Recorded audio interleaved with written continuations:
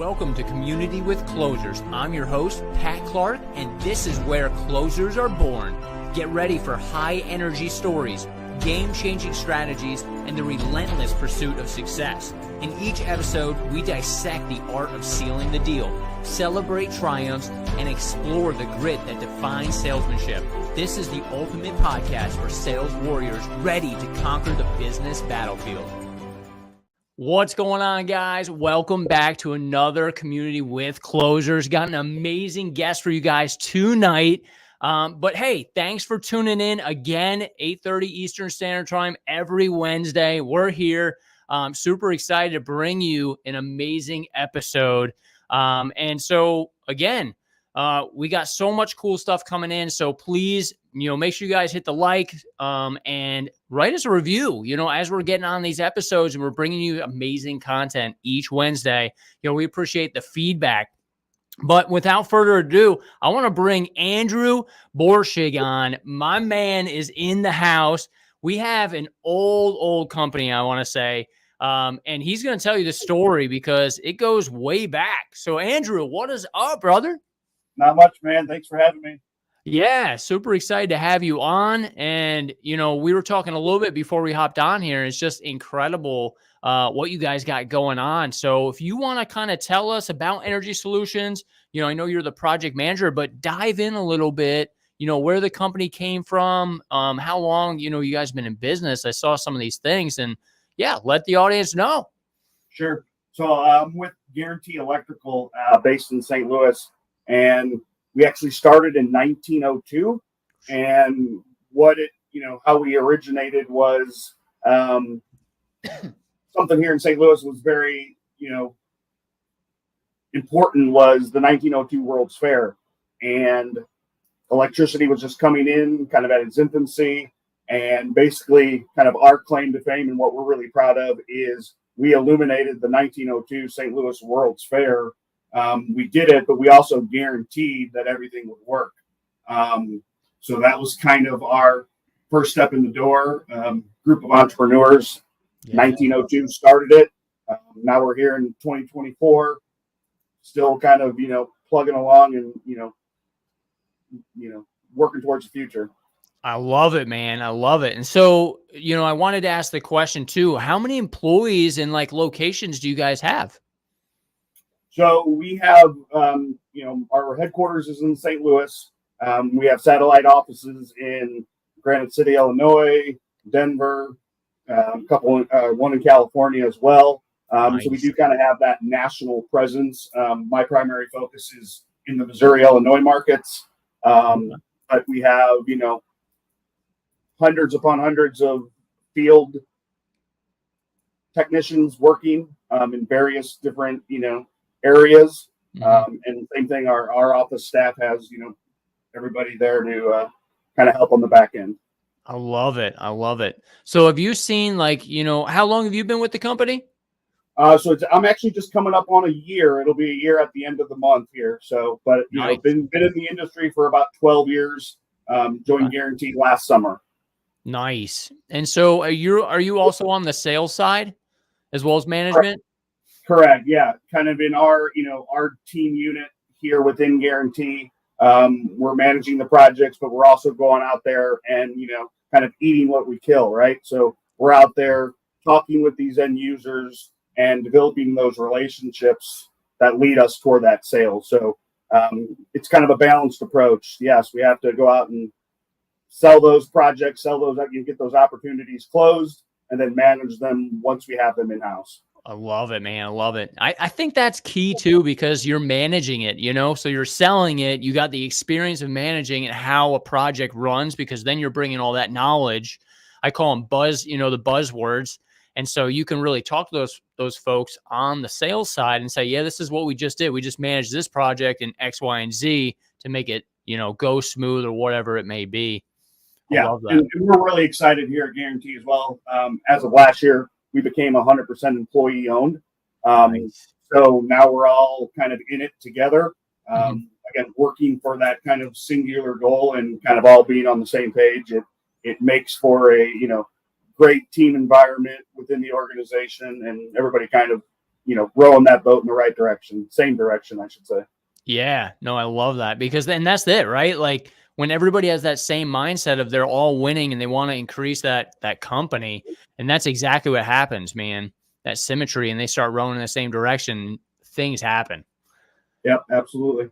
So let's talk a little bit about, you said you're not residential, so you guys are mainly focused on the commercial. So what does that look like? So yeah, we primarily focus on the commercial and industrial markets. So again, on the team that I'm at within Guarantee, we're going after those end users in that commercial and industrial space. Whoever those contacts are, property managers, property owners, maintenance facilities, the people who are looking for somebody, outside to come in and help them solve whatever problem they have. So we have, another unit within Guarantee that's doing all new construction. We have a full service division. We have a low voltage systems team as well. So there's not much within the electrical space that our team and all of our kind of experts within those teams can do for a single person or customer. Got it. Okay. Very cool. Yeah, a lot of moving parts there, though. Yeah. Makes but it it's great. We have everything in place, and we keep things moving. Love it, man. So let me ask you this. So if you could have a conversation with your younger self, what advice would you give? So you've been 12 years into this, you're, a year into this company. So, if you could have a conversation with your younger self, what would that look like? It's kind of funny, but basically what I would probably tell myself is not to be such a jerk, it seems easy, right? It seems like common sense. Just, that more, kind of rough around the edges, brash kind of, tone and demeanor. You're young and inexperienced. You think that's what it takes to get you to where you want to go. And I'll tell you, it doesn't get you where you want to go. It's just kind of another hurdle you have to kind of work through. So that's kind of where I would say, and where I was 12 years ago versus where I'm at today, completely different. And it probably started just with that mindset. Yeah. I love that, man, because that's it. Is like you go through these mind shifts, and as you scale up or you go through a company, I know for me too, same thing. That actually kind of resonated with me. It was like, you got to tone it down. You got to, maneuver, if you will, and you got to love up on the people, because it's the people that get you where you want to go. It's like, that old saying, it's like, there's no I in team.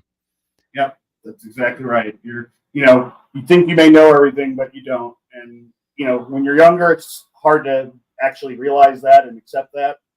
As experience comes along, wisdom comes with that, and you realize, hey, I don't know everything, but that's okay. I just need to ask for help and have people behind me who can fill in the gaps, right? Yeah, that's exactly it. And that's what, when, as you're like a general manager, you're in that company, it's like, don't be afraid to ask for help.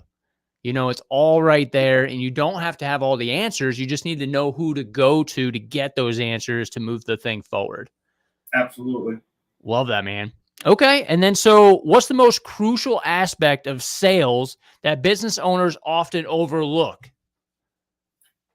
To me, kind of in this digital age, we all have our phones, we have email, we have all the different social media channels, technology's kind of running most things for everybody, right? But it's more of that personal touch and that relationship building along the way. To me, that's what's, extremely key, and trying to be as authentic and genuine as you can, right? Again, with AI and everything, all of that, it's like, just be genuine, be yourself.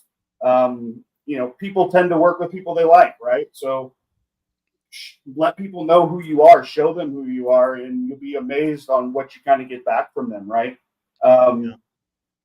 It's, it's funny. You hear the term, it's not personal with business, right? When, you hear that kind of buzz phrase, right? But it's like, well, hey, without the personal relationships, we don't have any business to do. That's right. So we better make sure those relationships are as solid as can be, and kind of go from there. That's what should be leading our charge. Yeah. And I know we were talking too, like, how long commercial, prospecting takes. And so let's dive into that a little bit, because I know some of the viewers, they're like, they might be doing residential and they want to get into commercial, or, we had a couple people on last episodes that just do commercial like yourself. And so we were talking about, the longevity of that. Some of our commercial things, we might put a bid in September. It takes a year to even get our proposal looked at. And I know that'll run into our third question, but let's speak on that a little bit. How's that been for you guys? Sure. Again, in our world, the sales cycle tends to be a little longer than you may like, right? Or you may be expected. It's kind of part of the deal. There's usually, you're talking with whomever you're talking with, but there's usually other decision makers somewhere within that corporate structure that it's got to go up the chain. It's got to get this, that, and the other. So, with knowing that, we make sure our pipeline is full and healthy at all times, knowing the sales cycle, small jobs, big jobs, it doesn't matter. That sales cycle is probably going to be about the same. And it's, being open and flexible and agile to handle, hey, I need a revision. Hey, I need a change. Oh, we did, trying not to get frustrated or get, too worked up about whatever, just kind of get it done and keep moving the ball down the field, right? Keep moving the ball down the field. And, you're doing what you need to do and you're doing the best you can. You're setting yourself up. Then, hey, I've done everything I can up to this point, and we'll have to see where it goes from there, right? Yeah. And I think it's like building that you talked about that relationship too, building that relationship along the way. Because I think, with those longer cycles, you need to have a system. So if somebody's getting into commercial, it's not just jump into commercial. It's like, it's know these things, right? And we talk about mentors, and we talk about, a company or a person that's in the shoes you want to be in. You really need to, look and research that stuff. And, for us, like, we do a lot of apartment complexes, nationwide and stuff. And it's a big cycle. And then they got to send the bids up to New York before it comes back. Right. And then we got to approve it. And like you said, revisions, might have to happen, addendums to the contract, whatever. Right.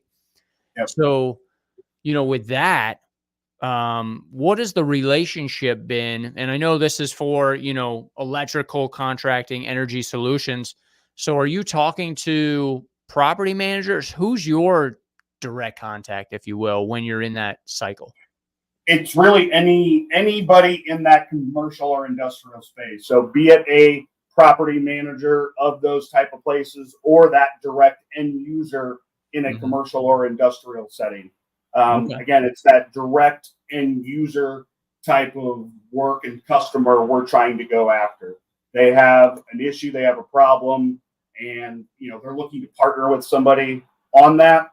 That's kind of where our team kind of comes in. So our team, kind of leads with turnkey solutions such as as lighting, EV charging and service type stuff. And again, as we build and foster that relationship, that leads into, oh, hey, I have a new construction project coming up in a year or two. Great. Now we're kind of in line to do that. Or something, another need arises, or at a different location. We kind of become that one single partner of choice for everything that falls within our breadth of services in that electrical market.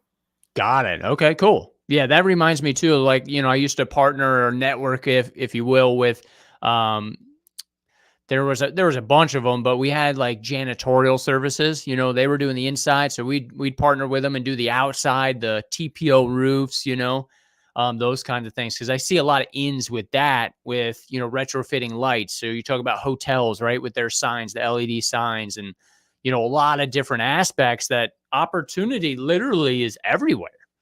It is, and what we kind of lead with is it's a lot of education to these commercial and industrial clients, right? They're running old legacy type lighting, and they may not know how that process works. They may not know what options they have, and we can kind of hold their hand and lead them down that road and kind of show them what's going on, and kind of be that expert for them while making it as streamlined and easy as we can. Yes. Yeah, you said a couple of keywords there, like you set yourself up as the expert, Because I always talk about, our sales system, right? And that's one of the things is like, you got to set yourself up as a genuine expert and, know the buzzwords, know the industry, and then walk them through that path, like you're saying, right? So it's easy for them to understand. And then, does all that make sense? And then you can keep going. And in my world, it's very, technical type stuff. And there's a lot of jargon and stuff and you also, you got to know your audience, right? You don't want to talk over somebody. You don't want to talk under somebody. So then you kind of got to, tailor your approach to who you're talking to make sure that you're giving them that information they need while not kind of like, giving them a dazed and confused look and be like, I have no idea what you're talking about. And I stopped listening 5 minutes ago. You know what I mean? Hey, what's important? How can I relay that information? How can I, manipulate it or whatever you need to do to help them kind of see that picture and whatever it looks like. Yes. Yeah. I know I had, it was a maintenance engineer, but he knew everything. Right. And so it was like, I didn't want to step on any toes. So you gotta, like you said, you gotta pivot a little bit with your spiel because they know it. And so they're going to ask you, these are pro buyers is the way I always say it. So, some of the people watching right now is like, well, how do you do that? Like, how do you know? And you got to realize that these are pro buyers and it comes with, and we can tell from you have experience, like, what you have to say to these folks to really get the right message, to them. That's going to really hit home for them to be like, okay, this is a no brainer. Let's go with the service. Yep. Love Absolutely. that. So can you share a memorable sales success story from your career that taught you a valuable lesson? Sure. It's actually something that just happened earlier this week and is getting ready to go. It's kind of what I would call a high profile location within our St. Louis market, partnering with a national account lighting manufacturer on a very large scope project with multiple challenges, to say the least. Again, same thing, lots of changes and revisions. We started the process all the way back in February. Wow. And, we're now here in June. Multiple times along the way, kind of internally in my head, I'm like, man, this is dead. This is not going anywhere. And it's like, okay, what can I do? What am I not doing? And, it's hard to be patient when you're waiting for somebody else to make that decision. But then you kind of realize, okay, this is kind of a larger project. It's probably going to take some time, right? And again, just trying to be thoughtful and, that balanced approach between, okay, hey, it's okay to be patient, but we need to kind of have some thoughtful follow-ups and make sure I'm still top of mind and within there. So, that's kind of where we're at is, I thought it was dead. It came back around and now we're getting ready to start this very large project in a couple of weeks, and it's going to be awesome and great. And it's super exciting and can't wait to share it when we're finished. Nice. That brings me to, with electrical contracting, I can imagine like the projects you do and, we're talking 6-7 figures. What are some of the ones that you've managed, if you can say, right? Like, from a smaller project to the biggest project you manage, what does that look like? So, and in our team, within our unit, we kind of say, no job is small, right? We don't want to say no job is too small because that kind of infers that there is jobs that are too small, right? But for our unit, there is no job that's small. We want everything from the, $100 service call for somebody who needs something all the way up to the, $500,000 plus huge project. It's a wide berth, right? But we want everything. We do just as many small projects as we do large ones.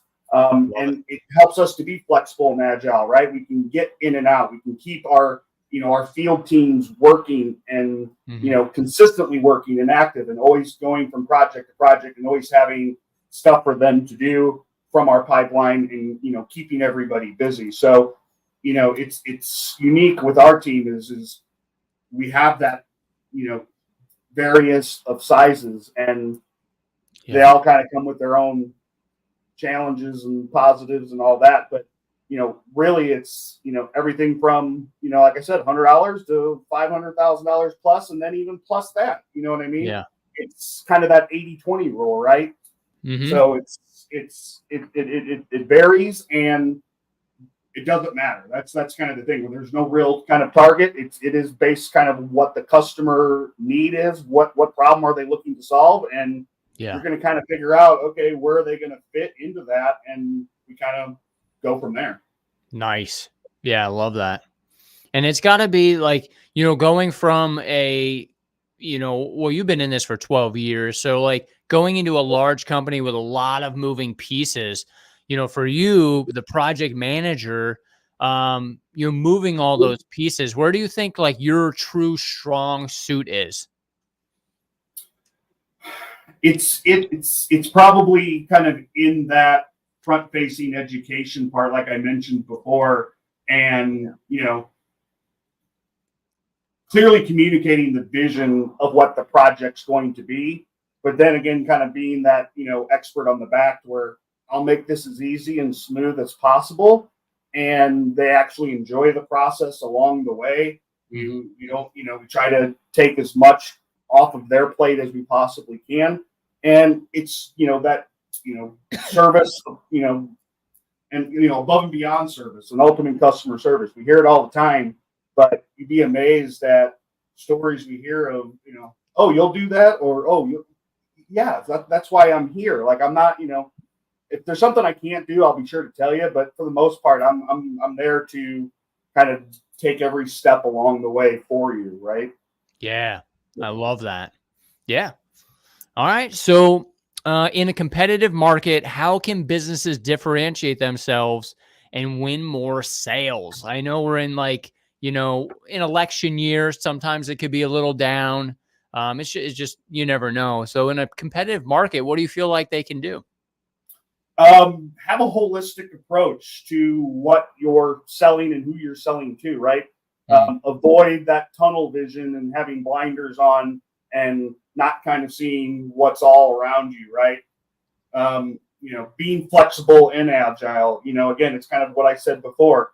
Be that customer's single point of contact for whatever that is, and try to have a wide breadth of services for what that is. Or, if you only have one thing, then at least continue that conversation with them and, hey, I need a plumber, or, hey, I need this. Mm-hmm. If you can provide that for them, great. They're going to remember kind of, oh, hey, he didn't get anything out of this, but he referred me to something else that I didn't, that I was looking for. I didn't really need him at that point in time, but who knows, down the road, something may come up. Oh yeah, I remember. Yeah, I'll call him. He helped me along the way, and you kind of stick that way. Again, it's, for our team here, we lead with that turnkey solutions, and the goal is to get that customer and to foster that relationship for life. We want to kind of have everything within that electrical market for that given customer. We want to be the only person they're calling. We want the maintenance, we want the lighting, we want the preventative maintenance, we want anything and everything there. And, we want to be their partner in that. Yeah. So it's mutually beneficial, right? Love that. That's so cool. And it again, I'm in the roof and exterior cleaning, but I've been doing it, 17 plus years now. And so we were doing Hubble lighting, and I remember they were like retrofitting, all the stuff. We actually did their TPO roof cleaning. So the CEO is up in the tower, and he was looking down at the white roof, and some of the panels were changing colors. And so the new construction company, they were like, yeah, call Pat the roof cleaner. And I was like, dude, I don't care what you call me as long as you call me. But I set myself up, you know what I mean, to be that expert. And so anybody can do that. So anybody listening, you know what I mean, is go above and beyond and have a solution to their problem. Going back to what Andrew, that's amazing, because it's the little easy things that are building the relationship, but also are like helping their need, and then they'll pass you on. Yeah, and there's times I've met with people where, I would love to sell them whatever services, but as the conversation goes, you realize you don't really need me. You need X, Y, Z. Let me refer you to the, people who I trust in those fields. And again, I don't need to get anything out of it. I want to do what's right by that customer, be it with me and my team, or having to do it something else, or having to say no occasionally. Hey, this doesn't quite fit for us for whatever reason, or at least still helping them along as opposed to forcing something that may not be needed, right? Yes. And that will go miles, because they'll remember that. They're like, oh, he didn't want my money. He referred me out, not just trying to get the sale. And then when they do need you, boom, you're there. So good. Yeah. Little things, man. Little things like that go a long way. Really All right. So what sales strategies have you found to be most effective for growing the business? It's a word you've already mentioned earlier, and it's networking. Yes. Both in and out of whatever industry you are part of, and making sure you're doing it regularly, whatever that means to you, and how you can fit it into your, weekly, monthly type schedule. Get yourself out in the world, meet as many people as you can see. You never know, you may not ever meet or talk or work with whomever you're meeting at these networking type events or wherever. But you'll probably pick up something, and we're not there to sell to the people in that room, while we're networking. I want to tap into whoever that person knows. Yeah. You know what I mean? I want to get a good, I obviously would have a relationship with whomever I'm talking to, and I want to tap into that person's network. Hey, people that I don't know. How can we make that connection? And then kind of reciprocating it back. Hey, do you know, so, hey, if they're looking for help with something and then I can do it, I'm going to give them that information. It basically leads to that referral side of the business and the sales, right? It leads to more opportunities for the future through that simple networking. And, a lot of people, it's kind of a polarizing topic. Some people either really like it or they really don't. Hey, that's a waste of time. That's not okay. Hey, everything's good in balance, right? Yeah. But if you're not doing it, get out there, definitely do that. Learn to talk in front of people, get up, even if it's 30, some of them are 30 seconds. Somebody who hasn't done public speaking and it's a 30 seconds and there's 30 people in the room, like that's a good kind of soft skill to learn along the way. Free training, you're meeting 20, 30 people at a time. Yeah. It's a really good use of the time. And it's been part of my sales cycle for probably 10 plus years at this point. And it's not going away, and I continue to do it. You have to adjust it, obviously. Sometimes I have time to do more or less, but it's always going to be there in some way, shape, or form. And I always, try to help people get involved when I can. I love that. Yeah, it's so key. I mean, this day and age too, with like social media and like public speaking, like you touched on, is like you have to be in tune with that. You got to get out of your comfort zone, because that's what it's all about this day and age is, promoting yourself. But like you said, the mentality of going in and serving, how can I help you to get my network? You know what I mean? And we can all work together in this thing.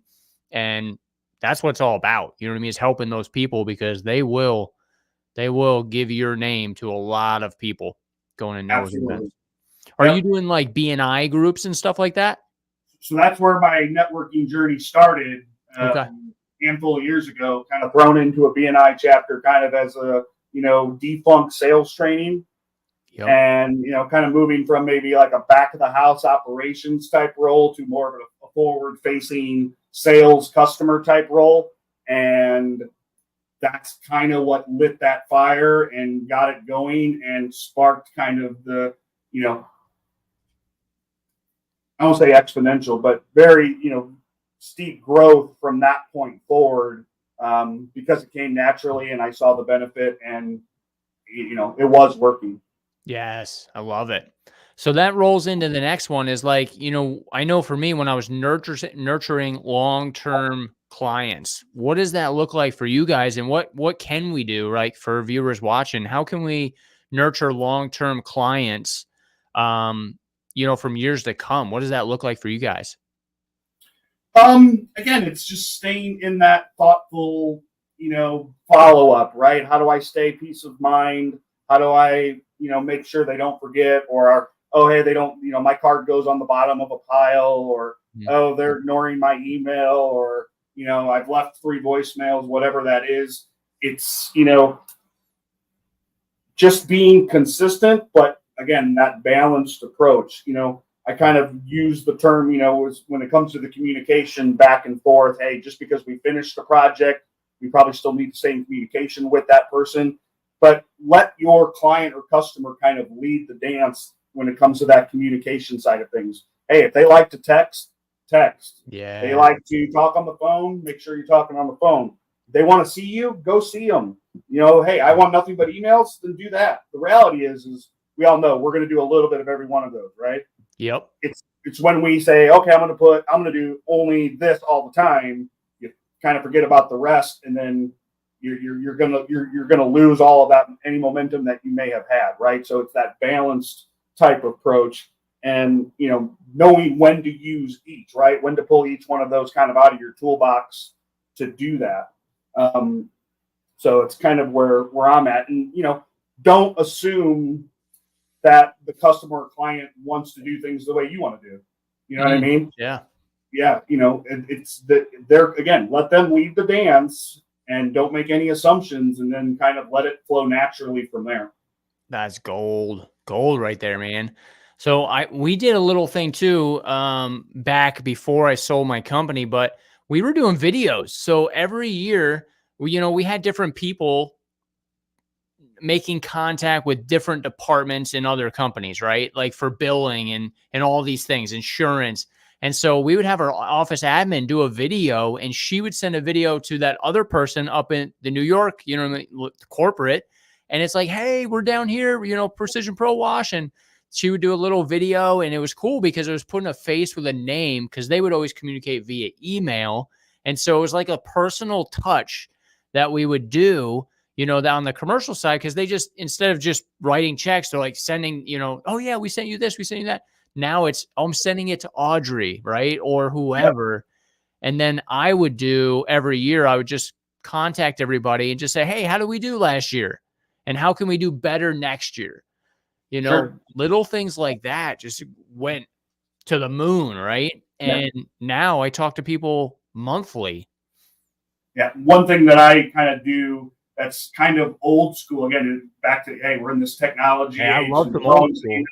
So old school way of, we finish a project with somebody, I'm going to take, 5-10 minutes the following morning, handwrite them a thank you note, getting it to them handwritten. Again, it's not typed, it's not from AI, it's my hand to paper.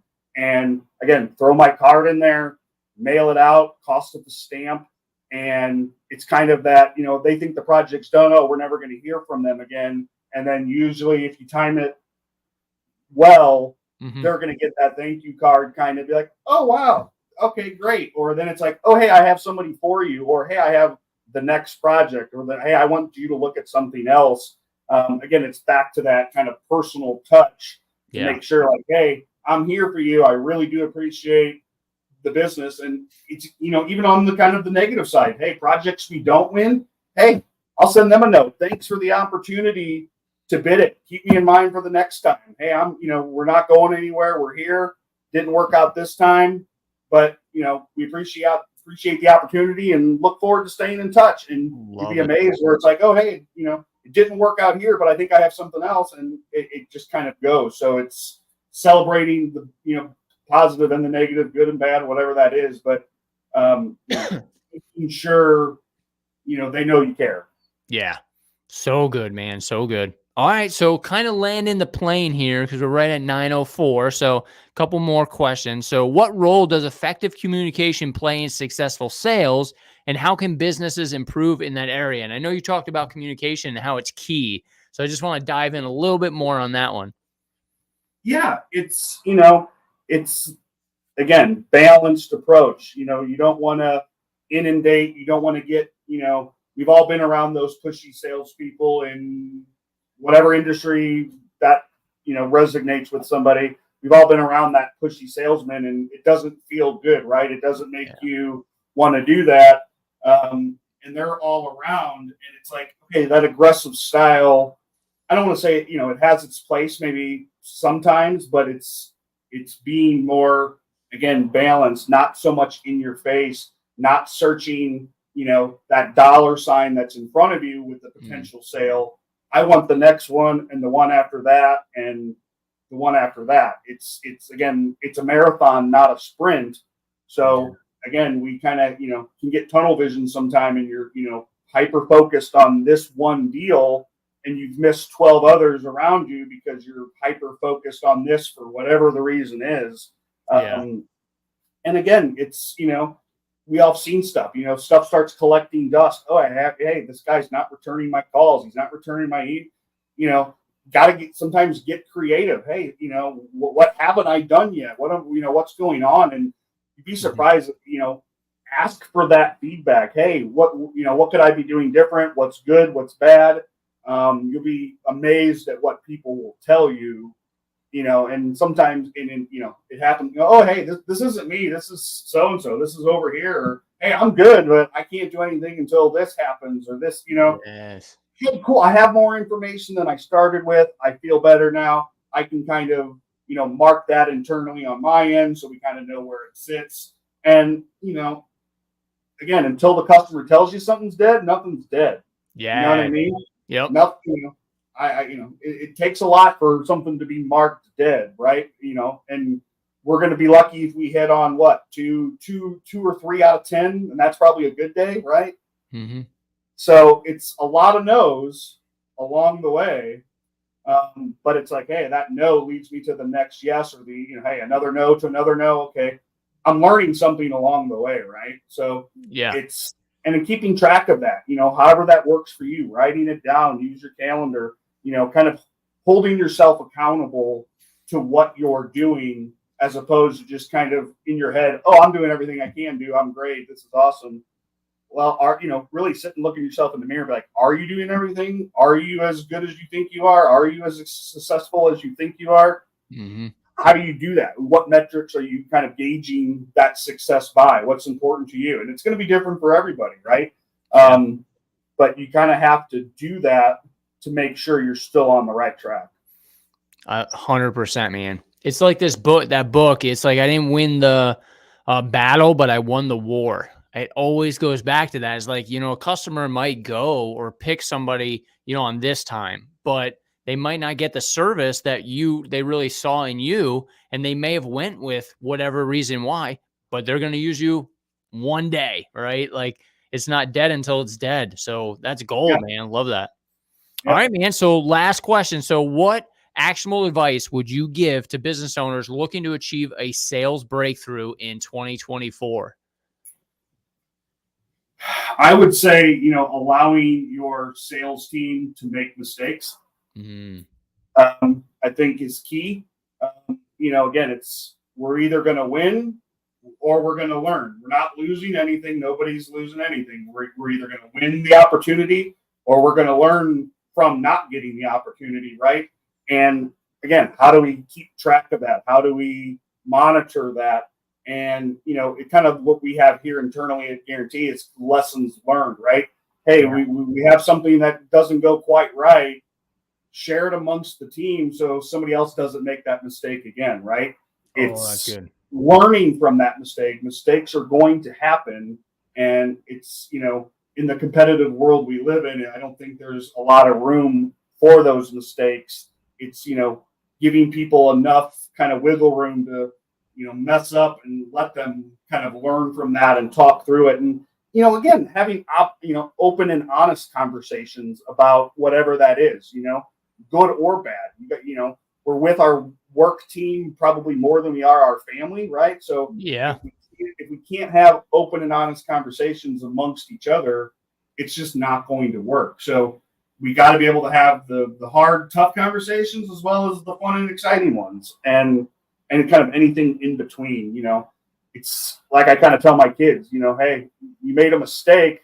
Oh, hey, I'm not going to do that again, right? Like, it only takes one time. Usually, hey, I'm not going to do that again. And you'd be amazed that, again, if you share that amongst the organization, a lot of that starts to kind of settle in people's heads. And, okay, oh, I remember that. Or I can pull from that toolbox to make sure the same mistake's not made again, right? Yep. I love it. Lessons. That's so key. So guys listening, I mean, Andrew, you were dropping some bombs on this one, man. This is really good. So I want you guys, go back, share it out. Andrew, thank you so much, man, for being here, community with closers. A lot of good stuff there that they can, if they're on their way to work listening to this or they're working out, that they can implement literally tomorrow. Go out there, get started in those BNI meetings, right? Build communication. There's so much in here that they can do. So I want to thank you again, man, for being on. It was a blast. Yes, thank you. I appreciate it. Yeah, you got it, man. So where can anybody reach out to you if they have any other further questions? Probably my LinkedIn profile would probably be the best. I'm on there, so just find me on there and drop me a line, connect, and I'll be happy to help you if I can or direct you wherever, or if you just want to talk, that's cool too. So I'm open to any connection on that platform.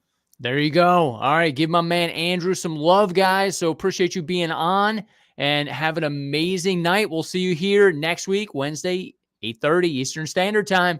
Take care.